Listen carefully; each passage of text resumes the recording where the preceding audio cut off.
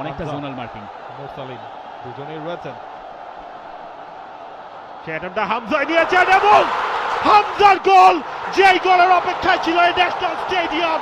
চৌধুরী সাহেব গোল করলেন, বাংলাদেশের লিড, যে লিডের অপেক্ষায় সবাই। মাস্টার ক্লাস, সেনসেশনাল, ব্রিলিয়ান্ট, এই স্বপ্নই দেখেছে বাংলাদেশ। হামজার হুঙ্কার জাতীয় স্টেডিয়ামে ম্যাচের 13তম মিনিটে অবিশ্বাস্য এক ফ্রিকিক থেকে ওই অ্যাঙ্গেল থেকে এগিয়ে গেল Bangladesh. This is class. Hamza Chowdhury যেটা দেখিয়েছেন, তার সেই এক্সপেরিয়েন্স, প্রতিপক্ষ কোচ যাই বলুক, এই সব কিছুতেই মাঠে নিজের পারফরমেন্স দিয়ে হামজা চৌধুরী বুঝিয়ে দিয়েছেন বাংলাদেশের ফুটবলের এই পতাকাটা ওড়াতেই তিনি এসেছেন।